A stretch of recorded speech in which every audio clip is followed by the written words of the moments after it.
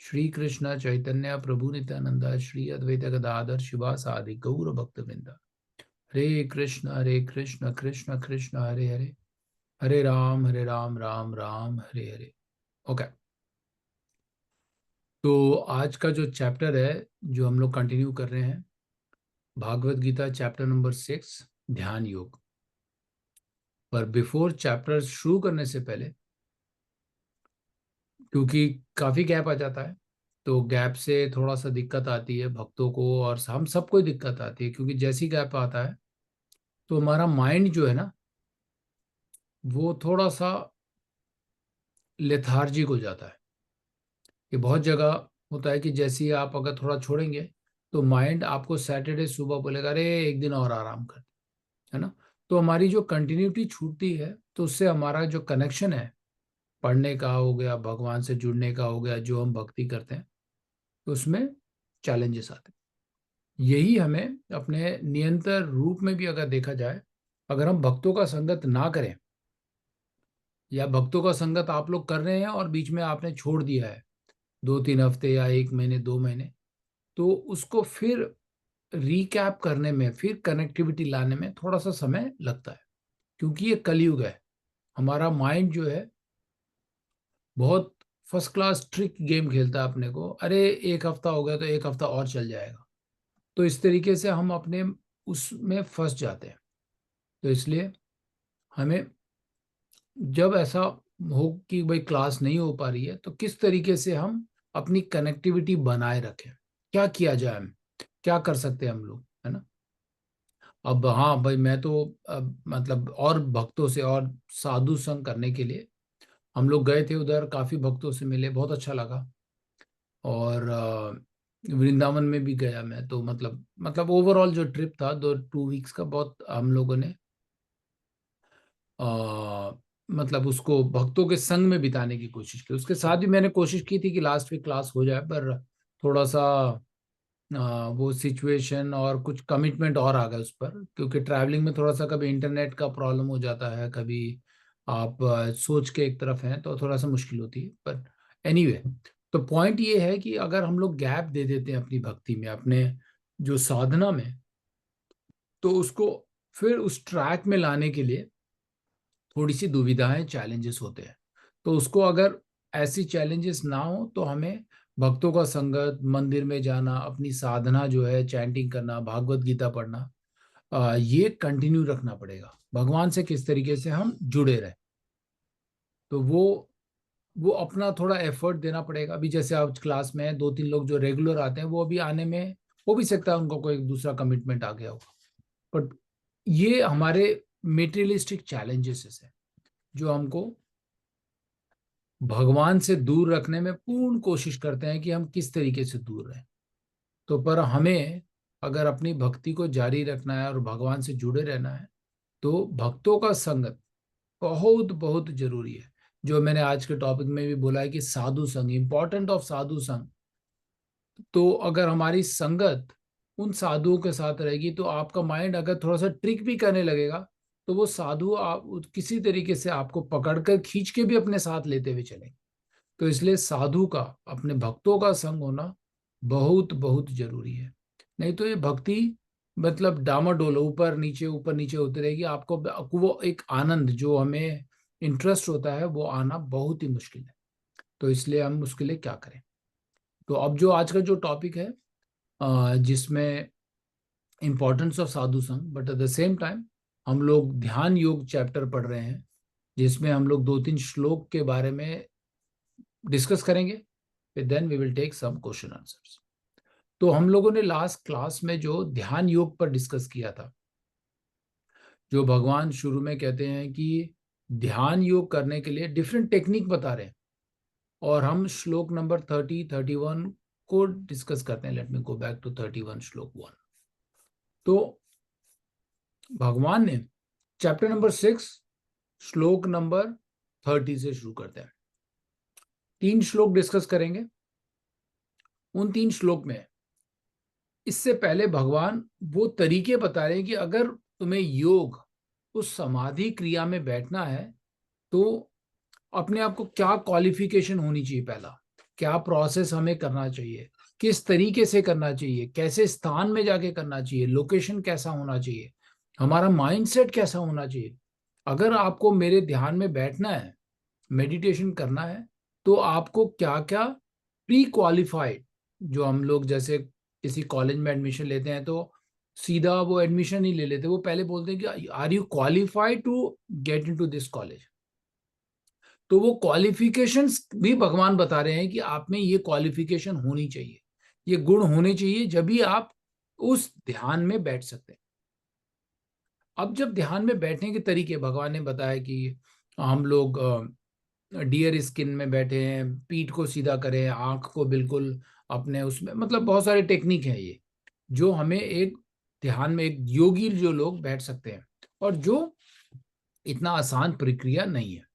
तो ध्यान में बैठने के बाद अब मैं क्या करूं, चलो भाई बैठ तो गया, प्री क्वालिफाइड हो गया। तो अब ये श्लोक में नंबर 30 में भगवान बताते हैं, for one who see me everywhere and see everything in me, I am never lost nor he is lost, he ever lost to me. उससे पहले वाले श्लोक में भी एक बार पढ़ते हैं, जो ट्रू योगी होता है, true Yogi observe mean all being, also see every being in me, indeed the self-realized person see me, the same supreme lord everywhere। तो अगर हम ध्यान में बैठते हैं, जो हमारा जो टेक्निक है भगवान को याद करने का, उसमें क्या है कि एक जो प्योर भक्त, जो सच्चा योगी है, वो अपने आप में भी मुझे देख रहा है और हर जगह भी वो भगवान को ही देख रहा है। कभी हम इस तरीके से ध्यान में बैठे हैं कि मैं मेडिटेशन कर रहा हूं, अपने अंदर ही भगवान को रियलाइज कर रहा हूं, जो सेल्फ रियलाइज हो गया, परमात्मा मेरे अंदर है, और उसके साथ वो बाहर हर जीव जंतु में भी भगवान की छवि देखता है। एक श्लोक हमने किया था चैप्टर 4 में, कही विद्या विनाय संपन्ने ब्राह्मणे गवि हस्तिनी सुनी चैव स्वपाके च पंडित समदर्शिना। जो पंडित होता है, योगी होता है, जो ब्राह्मण होता है, जो सॉबर पर्सन होता है, वो हर जीव जंतु में भी बराबर भगवान को देख रहा होता है। तो भगवान ये यहाँ पर यही बता रहे हैं कि जो ध्यान में बैठता है, जो एक सच्चा योगी है, वो अपने आप में, मुझ में भी मेरे को अपने आप में वो भगवान को देख रहा है, और बाहर भी सबको बराबर देख रहा है, और उसको हर जगह वो जो सुप्रीम पर्सनालिटी है वो इक्वली नजर आ रहे हैं, और हर जगह नजर आ रहे हैं। तो ये है ध्यान करने का तरीका। अब वो उससे पहले उन्होंने, भगवान ने क्या बताया था कि इस माइंड को पहले थोड़ा सा कंट्रोल किया जाए, कंट्रोल करने के बाद हमें भगवान की जो छवि है, भगवान का जो रूप है, हर जगह हर कण में दिखेगा। जैसे प्रहलाद महाराज को दिखता था। प्रहलाद महाराज जब उनके पिता उनसे पूछते थे, बोलते कि यहाँ पर भी भगवान है, यहाँ पर भी है, हर कण कण में उनको भगवान दिखता था। जब पूछा गया कि भाई ये पिलर में भी भगवान है, उन्होंने बोला यहाँ पर भी भगवान है। तो उसने जब पिलर तोड़ा था, हिरण्यकशिपु ने, जब प्रहलाद महाराज के जो पिता थे, तो वहां से नरसिम्हा देव बाहर निकले। तो कहने का मतलब यह है कि जो योगी होगा, डजेंट मैटर वो किसको देख रहा है, किसी जीव जंतु को देख रहा है, पेड़ पक्षी पशु इंसान को देखता है, वो हर जगह भगवान की ही छवि को देख रहा है। तो उसके बाद श्लोक नंबर 31 में क्या बोलते हैं, जो सच योगी who engaged in the worshipful service of the super soul, knowing that I and the super soul are one, remains always in me in all circumstances। बड़ा क्लियरली भगवान ने बताया कि जो जो परमात्मा है, जो हमारे अंदर जो योगी होता है, वो जब अपने अंदर सुपर सोल परमात्मा को अपने अंदर देखता है, उसमें और भगवान कृष्ण में और नारायण में कोई अंतर नहीं है। वो सेम बराबर रूप में देख रहा होता है ना। चाहे कोई भी सर्कमस्टांसेस हो जाए, वो हर जगह हर को इक्वली देख रहा होता है। तो ऐसा योगी हमें अपने आप में, पर थोड़ा डिफिकल्ट होता है कि हम उस ध्यान में उस लेवल तक पहुंच पाए। पर भगवान का कहना है कि जो परमात्मा को और मुझ में कोई अंतर नहीं है, वो एक सच्चा भक्त है, वो सच्चा योगी है, वो ही एक ध्यान में बैठ सकता है ना। तो 32 में क्या बताया है, he is perfect Yogi who bye comparison to his own self see the true equality of all being in both their happiness and their distress। ओ अर्जुना, ये बहुत अच्छा श्लोक है, जो हम लोग अपने प्रीचिंग में भी कर सकते हैं। जो एक सच्चा योगी होगा, वो चाहे दुख हो या सुख हो, वो हमेशा कभी ऐसा कोई कंपैरिजन नहीं करेगा कि ये है या वो है करके। वो जैसे डुअलिटी फॉर्म, उसमें उसको कोई विचलित नहीं कर सकता। जैसे अभी हमको बहुत ज्यादा दुख होता है, तो हम तुरंत भगवान को याद करते हैं, अरे भगवान हमारे साथ ही ऐसा क्यों हुआ। जब बहुत ज्यादा सुख होता है तो इतना याद नहीं करते, भाई सब कुछ सही चल चल रहा है, सब कुछ है, खर्चा हो रहा है, पानी सब कुछ अपने पास है, तो कोई दुविधा है ही नहीं हमारे लिए। तो जो भक्त, जो सच्चा भक्त होता है, वो दोनों में अंतर नहीं करता है, चाहे उसको दुख हो चाहे सुख हो, दोनों में भगवान को उतना ही निरंतर याद करता है।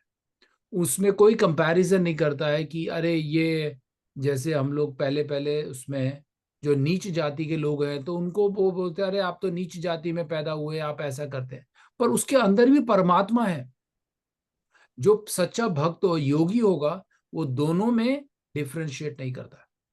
वो दोनों भाव में उसको इक्वली लगता है कि चाहे जीव जंतु पक्षी जानवर जो भी है, उन सब में वो भगवान का, वो परमात्मा, वो सुपर सोल का निवास है। जहां पे भगवान का निवास होता है उसको हम मंदिर कहते हैं। तो ये जीता जाता चलता फिरता एक भगवान जहां पर है, वो भगवान का मंदिर है ना। तो हमें उस तरीके का योगी बनना है। वो बनेंगे कैसे? जब हमारा मन स्थिर होगा। यहां तक, इस श्लोक तक भगवान अर्जुन को यही बताए जा रहे हैं कि अगर आपको योग में रहना है तो हमें प्री क्वालिफाइड होना पड़ेगा। वो प्री क्वालिफिकेशन है कि अपने मन को शांत करना है, उसको मन को कंट्रोल में लाना है।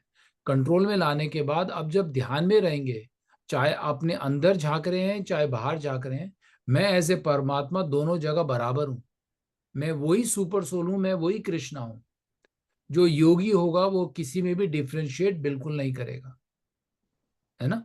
तो यहां तक हमें समझ आया कि ध्यान योग करने के तरीके ये हैं, और जो ध्यान करते वक्त भी हमारे जो सोच और विचार होने चाहिए, इस तरीके से होने चाहिए। अब उसके बाद सबसे इंपॉर्टेंट है श्लोक नंबर 33। अब अर्जुन क्या पूछते हैं?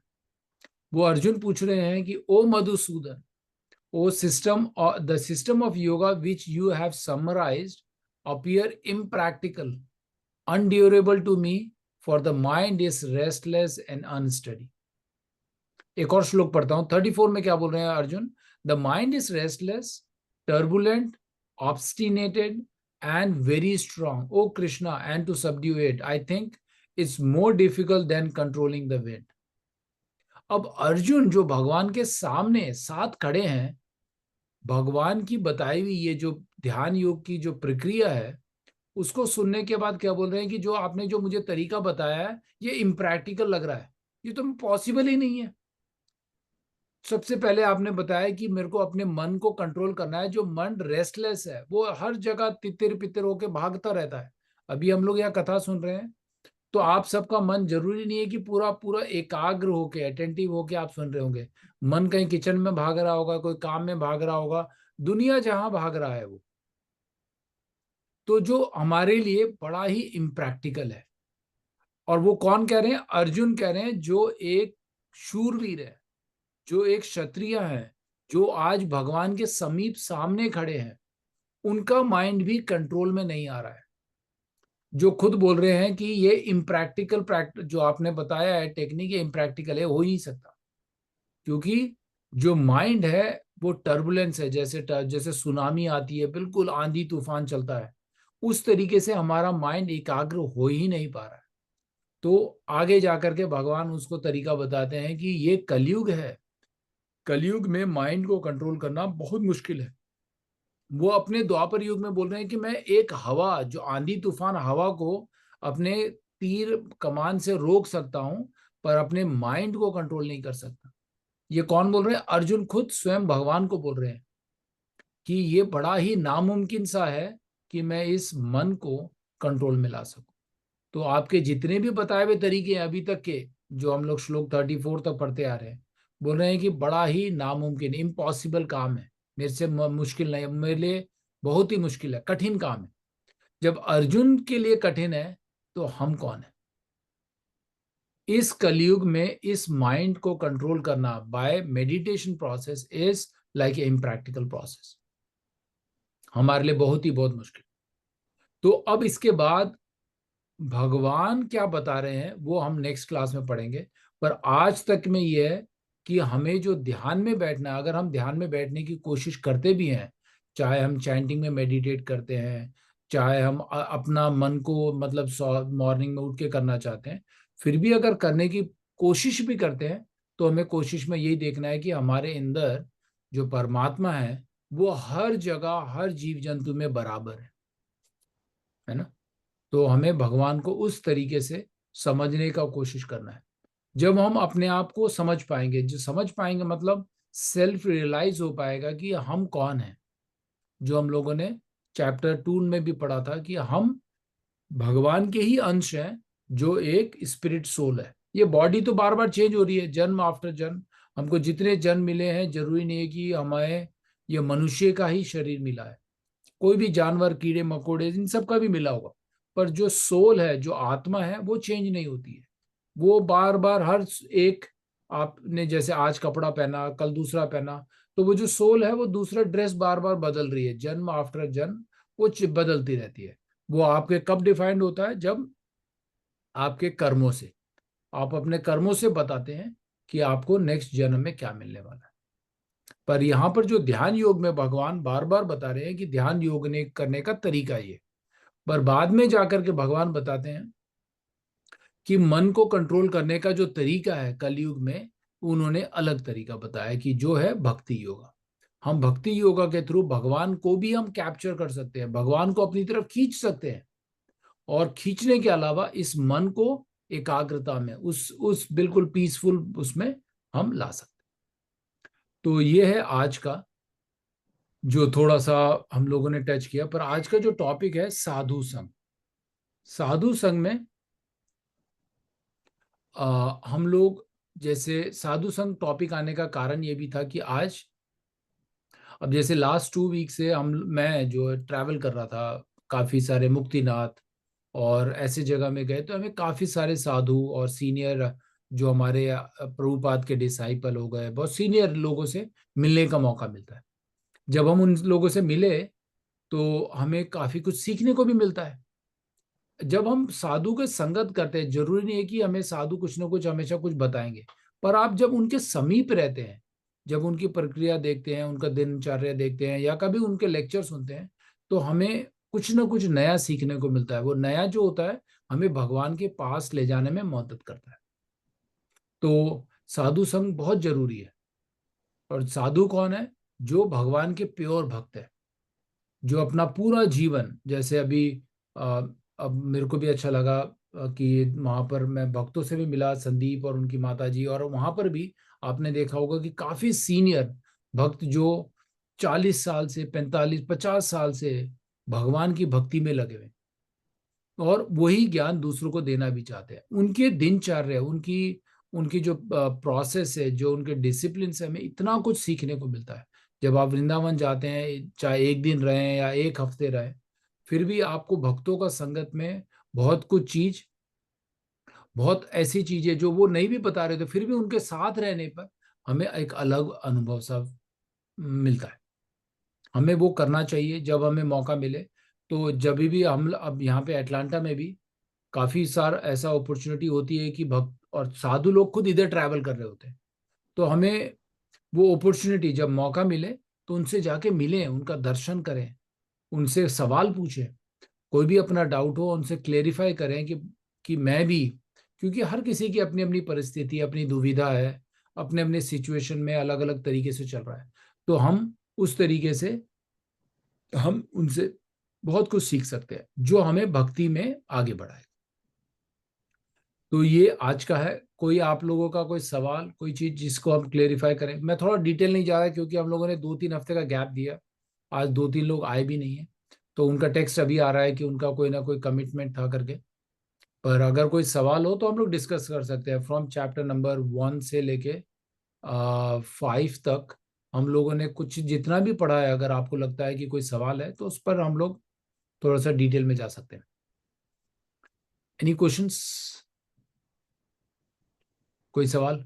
माता जी, संदीप, संदीप और माता जी हैं, कोई सवाल है? बोलो, आप बोलो। जैसे लोग कहते हैं कि जो ध्यान योग करता है वो मूर्ति पूजा नहीं करता है, मूर्ति ये पूजा नहीं कर सकता। करेक्ट। वो लोग, वो इसलिए हम लोग जो ध्यान में हैं, भगवान के अलावा किसी दूसरे ध्यान में बैठे हैं, और जो अपने आप को मायावी ऐसा बोलते हैं, वो मायावादी जैसे लोग हैं, वो भ्रम में रहते हैं। और उनको ये ज्ञात नहीं है कि जो मेडिटेशन, जो योगी, जो ध्यान वाला जो प्रोसेस भगवान ने बताया है भागवत पुराण में, वो सतयुग के लिए है। क्योंकि ध्यान में भगवान को प्रसन्न करना है, अगर हमारा मेन इंटेंशन प्रसन्न करना है, तो हमें काफी हजारों साल तक ध्यान में बैठना पड़ेगा। जब ओम नमो भगवते वासुदेवाय करके करेंगे, या जो भी भगवान को प्लीजिंग वाले मंत्र हैं उनके प्रेयर गाएंगे, तब भगवान प्रसन्न होते हैं। पर आजकल के जो ध्यान में बैठे हुए लोग हैं, वो इल्यूजन में हैं, वो मायावादी लोग हैं। और वो दूसरों को भी भ्रम में कहना चाहते हैं कि भाई भगवान की भक्ति मत करो, मूर्ति मत करो, मंदिर में मत जाओ, मंदिर में भगवान नहीं है, भगवान तो अगर मानते ही हो तो भगवान आपके अंदर है। तो इस तरीके की उनके उनका प्रचार करने का तरीका है, और उनके प्रचार में भी कोई काफी सारे लोग फंस जाते हैं। तो इसलिए हमें ऐसे लोगों से बचना बहुत जरूरी है। ये कलयुग है, आप ध्यान में रह करके भगवान को प्रसन्न नहीं कर सकते। अगर ऐसा ही होता तो हमारे जो गोस्वामी हैं, तो वो हमेशा हमेशा ध्यान की बातें बताते। उन्होंने शास्त्रों से, भागवत पुराण से हरि नाम करने का क्यों बताया हमें? वो तो भगवान के साक्षात, वो भगवान से उन लोगों के दर्शन हुए थे, चैतन्य महाप्रभु से वो मिले थे। जब वो भगवान से साक्षात मिलने के बाद इस कलयुग में क्यों नहीं बोल रहे हैं कि आप ध्यान करिए? करेक्ट। तो इसलिए जी हमें ऐसे लोगों से थोड़ा सा, उनको हमारे लिए साक्षात प्रणाम है, पर वो अपनी प्रीचिंग करें, वो अपने उसमें भ्रम में रहे। ये मायावादी लोग हैं, जी है ना। पर हम लोग सनातन वाले लोग हैं, हम भक्ति योगा पे डिपेंड करते हैं, हम वो जी। प्रैक्टिस करना चाहते हैं, और हम भागवत गीता, भागवत पुराण में जो भगवान के शब्द हैं उसको मानना चाहते हैं। हाँ जी। कोई दूसरा सवाल? ये एक फोन नंबर है 4011, ये किसका नंबर है? ये नाम नहीं आ रहा है इसलिए पूछ रहा हूँ। Might be from India, I think. पर मैंने किसी यूएस को का नंबर है। फॉरवर्ड किया होगा, मैंने हाँ, बहुत जन को फॉरवर्ड किया है. फॉरवर्ड किया था, ओके। Yeah, ठीक so है, मैं probably 401 usually either from I don't think so New York का है.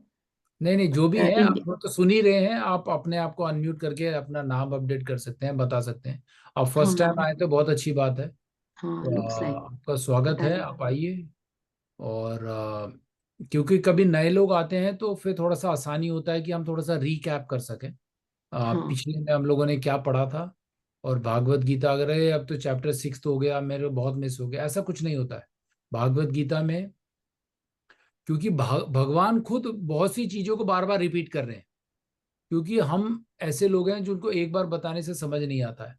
तो भगवान चैप्टर 6 में जो बता रहे हैं, चैप्टर 9 में जो बता रहे हैं, वो 18 में फिर 2-3 बार रिपीट करते हैं। तो इस तरीके से जो चैप्टर 2 में बताया है, भगवान ने पूरे भागवत गीता में फिर बार बार रिपीट किया है। तो ये रिपीटिशन प्रोसेस है, और मैं कोशिश करता हूँ कि जो हम लोगों ने पहले पढ़ा है उसको रिकैप किया जाए कि भगवान ने वहां क्या कहा था। तो इस तरीके से आसानी है। बट एनीवे, जो भी नया है, you are most welcome. Any other questions? कोई सवाल, कोई कमेंट्स? नो। मैं एक बात पूछना चाहूंगी कि जब भी आप अभी बोल रहे थे कि ध्यान अ, जरूरी नहीं है, बट ध्यान के बिना हम लोग कमिटमेंट भी नहीं कर सकते. आप मुझे थोड़ा सा डिटेल में बताइए तो कि ध्यान अभी के बिना उन्होंने हम कमिट नहीं कर सकते। संदीप की मम्मी ने पूछा, I didn't understood the question first of all, अच्छा। और उसका आंसर भी थोड़ा elaborately if you can explain properly. हाँ, चलिए। पहले जो सवाल ये था कि काफी सारे लोग जो ध्यान में बैठने वाले लोग हैं, जो योगी हैं, वो मूर्ति पूजा, मंदिर जाना, इस पर विश्वास नहीं रखते। तो ऐसा क्यों है? ये था सवाल, है ना। तो वो जो लोग हैं जो मंदिर में जाने से मना करते हैं, मूर्ति पूजा में मना करते हैं, उनको उनको थोड़ी समझ उसकी नहीं है। हाँ, कि जो भगवान ने जो बताया, हम लोग तो वो फॉलो करते हैं जो भगवान हमें शास्त्रों में बता रहे हैं। हम अपनी तरफ से कोई ऐसा नहीं लेके आ रहे कि हमें ये करना चाहिए वो करना चाहिए। पर पहली बात, भगवान मूर्ति मंदिर में जाना ये किसी भी शास्त्र में लिखा नहीं है, पहला। तो जो इस तरीके की बातें आपको लेके आता है और बताता है कि आप भी मंदिर मत जाइए, वहां पूजा मत करिए, यहाँ तो मैंने और भी बहुत सारी ऐसे सुनी है जो लोगों को भ्रमित करने के लिए ऐसी ऐसी बातें भी बताते हैं, मतलब बहुत सारी जो मतलब इररिलेवेंट है इस क्लास के लिए। पर पॉइंट ये है कि ये लोग ऐसे मायावादी के कैटेगरी लोग हैं जो वो ये बिलीव करते हैं कि आप ध्यान में रहिए, सिर्फ मेडिटेशन करिए, भगवान से आप आराम से जुड़ सकते हैं। पर इस चैप्टर में जो हमने ध्यान योग में बताया है कि अगर आपको मेडिटेशन करना ही है, ध्यान में जाना ही है, तो हमें ये प्रोसेस फॉलो करना पड़ेगा जो भागवत गीता के चैप्टर 6 में बताया है। एकांत जगह में बैठना है, फॉरेस्ट जैसा लोकेशन होना चाहिए, आपको बिल्कुल सीधे पीठ में होके बैठना है, और आपका माइंड ऐसा होना चाहिए, कॉन्शियसनेस ऐसे करना है। तो ये सब अगर आप कर सकते हैं तो आपको कुछ थोड़ा सा बेनिफिट कलयुग में मिल सकता है। पर द्वापर युग में जब अर्जुन भगवान के साथ हैं, वहां पर भी जाके बोल रहे हैं कि जो आपने मुझे प्रोसेस बताया ये मेरे लिए इम्प्रैक्टिकल है, मेरा माइंड में कंट्रोल ही नहीं कर सकता, ये मन जो है बिल्कुल एकाग्रता बैठ ही नहीं पाता है ना। तो जब भगवान से बात करते वक्त द्वापर युग में अर्जुन बोल रहे हैं कि मैं हवा को कंट्रोल कर सकता हूं पर अपने माइंड को कंट्रोल नहीं कर सकता। पर अब यहाँ जो मायावादी हैं कलयुग में, वो बोलते हैं कि आप अपने माइंड को कंट्रोल करिए, भगवान का ध्यान मत करिए, भक्ति मत करिए, पर अपने माइंड को कंट्रोल करिए। आप किस पर विश्वास करेंगे, भगवान के शब्दों पर करेंगे या मायावादी पर करेंगे, ये आपका अपना चॉइस है ना। तो जो जो भगवान की साधना ना करें, मंदिर में ना जाएं, पूजा ना करें, मूर्तियों की पूजा ना करें, ऐसे कहने वाले लोगों के पास भी उनके भक्त बने हुए हैं, क्योंकि उनकी इच्छा ही वैसी है। तो उनको भी कोई नहीं रोक सकता, उनका भी अपनी टीम है, ग्रुप है। पर अगर आपको और थोड़ा डिटेल में समझें भागवत पुराण के थ्रू, तो उनका जो एंडिंग है उसके बारे में भी बताया है। क्योंकि ये कलयुग है, हम सतयुग में नहीं है। आपकी 1,00,000 वर्ष 100,000 ईयर की एज नहीं है, आपकी एज 80 to 100 है, हो सकता है आपके 200 चले जाए, बहुत अच्छी बात है। फिर भी आप वो मेडिटेशन से भगवान को प्रसन्न नहीं कर सकते, क्योंकि कलयुग में ये रिकमेंडेड नहीं है। तो सवाल ये था, और सो ब्रीफली जवाब ये है कि हमें भगवान का जो हमें संप्रदाय ने, जो हमारे आचार्यों ने, गोस्वामी ने जो बताया, हम सिंसियरली उसको फॉलो करें और भगवान के दिए हुए बताए हुए जो मार्ग पर चलेंगे, तो डेफिनेटली हमें एक डेस्टिनेशन कंफर्म है। हम कल भी एक क्लास में डिस्कस कर रहे थे, तो भगवान के मार्ग पे भगवान ने खुद बोला है कि अगर इफ यू फॉलो दिस, तो आपके जितने भी पहले के आपने पाप किए मैं उन सबको हटा दूंगा, क्लीन कर दूंगा। जो 18 चैप्टर में सर्वधर्मम परित्याज्य माम एकम शरणम वजह, मुझ पर सरेंडर करो और बाकी आपकी चिंता करने की कोई जरूरत नहीं। अब मैं भगवान की बात मानूं या मायावादी की बात मानूं, ये आपका चॉइस है, भगवान उसमें इंटरफेयर नहीं करेंगे आपको, है ना। और कोई, अर्पणा माता जी आपका और कोई सवाल था? Yeah, so the answer will be like surrender and with the dhyan. With ध्यान, With the dhyan, ध्यान में क्या surrender, करना है, and we with can go chanting, to and with, chanting and go हाँ, to चैंटिंग के temples साथ जब also. आप चैंट करेंगे तो आपका मेडिटेट, आपका ध्यान वहीं लग जाता है। क्योंकि हम लोग चैंटिंग करते वक्त क्या बताते हैं, आप उन शब्दों को सुने, वो भगवान की नाम को सुने। भगवान की नाम में इतनी महिमा है, इतना पावर है। जब आप उस ध्यान को, ध्यान से उस नाम को सुनते हैं, तो आपको ऑटोमेटिकली आपके अंदर आपको रियलाइजेशन शुरू हो जाता है। आपके जितने भी अनर्थास हैं, हृदय में इतने अनर्थ हैं हमारे पास, कितने जन्मों से हैं। वो अनर्थ क्या है, लस्ट है, एंगर, क्रोध, द्वेष, एनवी, जेलसी, कितना भर रखा है हम लोगों ने हमारे हृदय में। किसी का कुछ अच्छा नहीं होता, हमारे मन में बिल्कुल खलबली मच जाती है। ये द्वेष है हमारे, ये दुश्मन है जो भगवान से जुड़ने में हमें दूर करते हैं। जब आप ध्यान से बिल्कुल अटेंटिव होकर भगवान का नाम स्मरण करेंगे, तो ये जितने भी द्वेष अंदर बैठे हैं सब बाहर आ जाए। तो आपको अपने आप ही रियलाइज होने लगेगा, अरे मैं तो पहले पहले इतना विचलित हो जाता था छोटी छोटी बातों में, छोटी छोटी बातों में इतना क्रोध आता था मुझे, छोटी छोटी बातों में इतना लालचपन सा दिखता था। अब वो धीरे धीरे आपको लगेगा अरे फर्क क्या पड़ता है, सब भगवान का है। आपके शब्दों में वो शुद्धिकरण सी नजर आएगी आपको।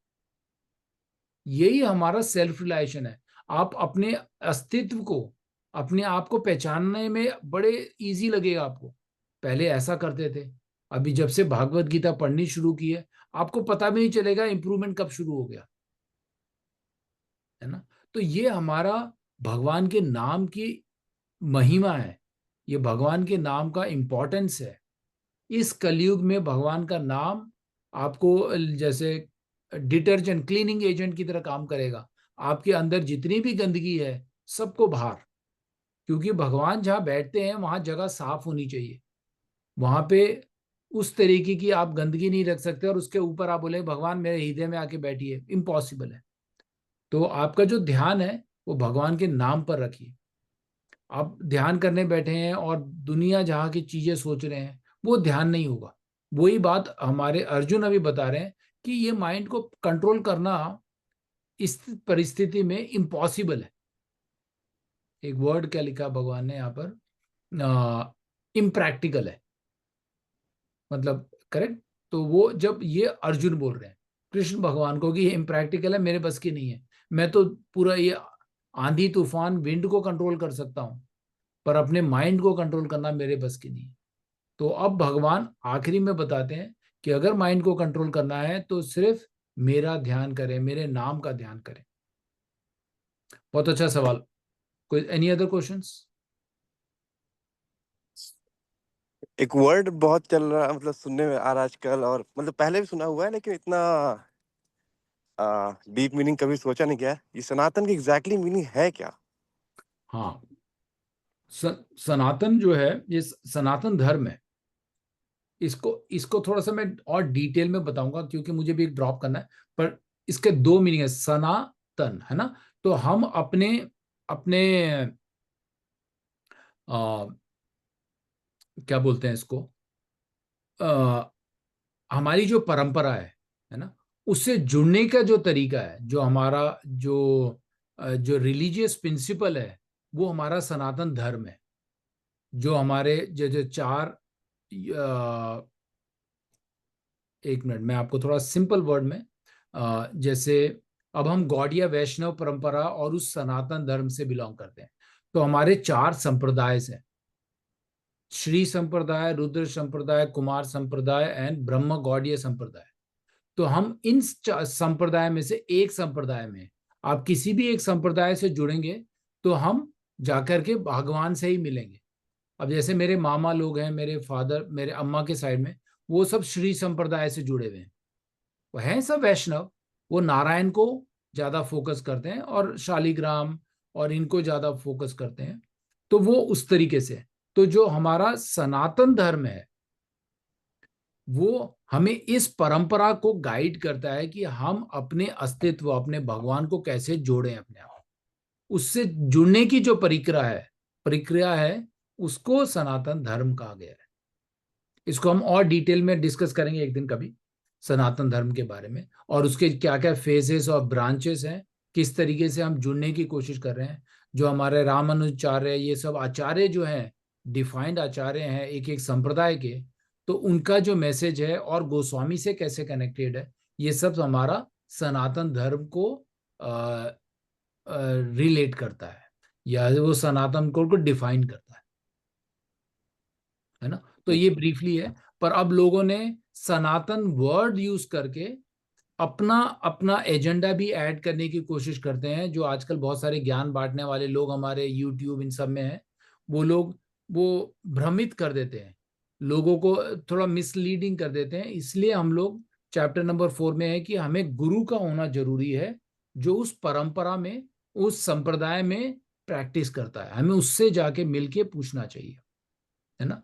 तो अब आजकल जो ज्ञान है हर कोई बांट ही रहा है, तो ये वर्ड को थोड़ा सा मिसमैनिपुलेट करने के से थोड़ा सा कंफ्यूजन आता है। पर सनातन धर्म हमारे अपने रिलीजियस, जो भगवान की जो प्रिंसिपल को जो गाइड करे, दैट इज सनातन धर्म। Okay okay. है ना। तो अब लोग मिसलीडिंग ऐसी होता है ना कि आप एक शब्द करें उसके 2 रील बना दें, फिर लोग मानते हैं अरे मैंने यहाँ सुना था, तो मानना शुरू कर देते हैं। वो गलत हो जाता है। इसलिए हमें ऑथेंटिक जो हमारे नहीं, स्पिरिचुअल जब गाइडेंस है। पहले हमने सुना था समझा था तब तो बिल्कुल सिंपल था, बट इधर इतना हो गया कि कंफ्यूजन क्या आता है कि है। क्या करेक्ट करेक्ट। हमारा जो जो भगवान से जुड़ने की प्रक्रिया बताए, वो हमारा भगवान का जो रिलीजियस प्रिंसिपल के बारे में बताए, वो हमारा सनातन धर्म है, जो हम लोग अपने संप्रदाय में सीखते हैं, जो हम परंपरा से सीखते हैं। है ना। वो ध्यान रखना, वही हमें भागवत गीता भी सिखाता है। पहले मेरे भी बहुत ज्यादा कंफ्यूजन जब कॉलेज टाइम में बहुत होते थे। मैं भी जानना चाहता था, पर किसी ने भागवत गीता और ये परंपरा नहीं समझाया मेरे को।